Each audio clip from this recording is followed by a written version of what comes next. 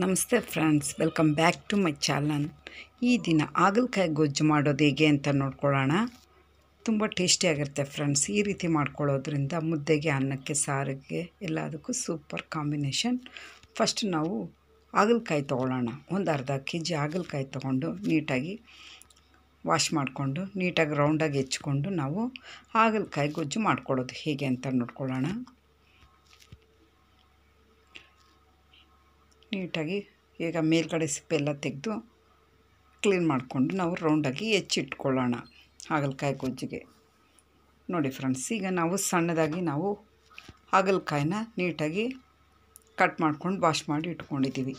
ಈಗ ಒಂದು ಪಾತ್ರೆಗೆ ಬಿಸಿ ನೀರು ಕಾಯ್ತಾ ಇರುತ್ತೆ. ಅದಕ್ಕೆ ನಾವು ಹಾಗಲಕಾಯಿ ಹೆಚ್ಚಿರೋದನ್ನು ಸೇರಿಸ್ಕೊಂಡು ಸ್ವಲ್ಪ ಉಪ್ಪು ಮತ್ತು ಅರಿಶಿನ ಹಾಕ್ಕೊಂಡು ಬೇಯಿಸ್ಕೊಳ್ಳೋಣ. ಈ ಥರ ಬೇಯಿಸ್ಕೊಳ್ಳೋದ್ರಿಂದ ನಮಗೆ ಕಹಿ ಎಲ್ಲ ಹೋಗುತ್ತೆ. ಈಗ ಬೆಂದ ನಂತರ ನಾವು ನೀರನ್ನೆಲ್ಲ ಬಗ್ಸಿಟ್ಕೊಳ್ಳೋಣ. ಈಗ ಒಂದು ಪ್ಯಾನಿಗೆ ಎಣ್ಣೆ ಸೇರಿಸ್ಕೊಂಡು ಅದಕ್ಕೆ ಸ್ವಲ್ಪ ಸಾಸಿವೆ ಮತ್ತು ಒಂದು ದೊಡ್ಡ ಸೈಜಿನ ಈರುಳ್ಳಿ, ಒಂದು ಚಿಕ್ಕ ಸೈಜು ಬೆಳ್ಳುಳ್ಳಿ ಸಿಪ್ಪೆ ತೆಗೆದು ಚೆಚ್ಕೊಂಡಿರೋದನ್ನು ನಾವು ಬಾಂಡಿಗೆ ಸೇರಿಸ್ಕೊಂಡು ನಾವು ಫ್ರೈ ಮಾಡ್ಕೊಳ್ಳೋಣ. ಫ್ರೈ ಆದ ನಂತರ ಸ್ವಲ್ಪ ಕರಿಬೇವು ಸ್ವಲ್ಪ ಸೇರಿಸ್ಕೊಳ್ಳೋಣ.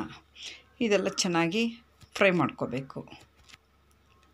ಫ್ರೈ ಆದ ನಂತರ ನಾವು 2 ಟೊಮೆಟೊ ಸಣ್ಣದಾಗಿ ಹೆಚ್ಕೊಂಡಿರೋದು ಸಹ ನಾವು ಬಾಣಲೆಗೆ ಸೇರಿಸ್ಕೊಂಡು ನಾವು ನೀಟಾಗಿ ಫ್ರೈ ಮಾಡ್ಕೊಳ್ಳೋಣ. ಫ್ರೈ ಆದ ನಂತರ ನಾವು ಹಾಗಲಕಾಯಿನ ಬೇಯಿಸ್ಕೊಂಡಿರ್ತೀವಲ್ವ, ಉಪ್ಪು ಮತ್ತು ಅರಿಶಿನ ಹಾಕಿ ಅದನ್ನು ಹಾಗಲಕಾಯಿನ ನಾವು ನೀರೆಲ್ಲ ಬಗ್ಗಿಸ್ಕೊಂಡು ಈ ಒಗ್ಗರಣೆಗೆ ನಾವು ಸೇರಿಸ್ಕೊಂಡು ಮಿಕ್ಸ್ ಮಾಡ್ಕೊಳ್ಳೋಣ.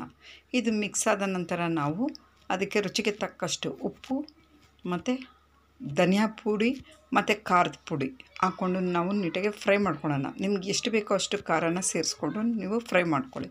ನಂತರ ಫ್ರೈ ಆದ ನಂತರ ಹುಣಸೆಹಣ್ಣು, ಒಂದು ನಿಂಬೆಹಣ್ಣು ಗಾತ್ರದ ಹುಣಸೆಹಣ್ಣನ್ನು ನಾವು ಕಿವುಚ್ಕೊಂಡು ರಸ ತೆಗೆದು ಸೇರಿಸ್ಕೊಂಡು ಈಗ ನೀಟಾಗಿ ನಾವು ಎಲ್ಲನೂ ಮಿಕ್ಸ್ ಮಾಡಿ ಕುದಿಸ್ಕೊಳ್ಳೋಣ. ಈಗ ಗೊಜ್ಜು ರೆಡಿಯಾಗಿದೆ ಫ್ರೆಂಡ್ಸ್. ಒಂದು 5 ನಿಮಿಷ ನಾವು ಚೆನ್ನಾಗಿ ಕಲಿಸ್ಕೋಬೇಕು.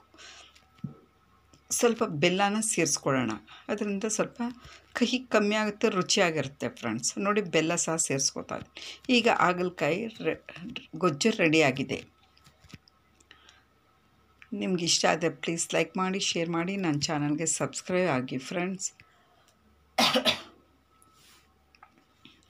ಇಷ್ಟೇ ಫ್ರೆಂಡ್ಸ್, ಹಾಗಲಕಾಯಿ ಗೊಜ್ಜು ಮುದ್ದೆಗೆ ಮತ್ತು ಅನ್ನಕ್ಕೆ, ಬಿಸಿ ಬಿಸಿ ಅನ್ನಕ್ಕೆ ಕಲಿಸ್ಕೊಂಡು ತಿಂದಿರೋದ್ರಿಂದ ತುಂಬ ಚೆನ್ನಾಗಿರುತ್ತೆ. ಹೆಲ್ತ್ಗೂ ಸಹ ತುಂಬಾ ಒಳ್ಳೆಯದು.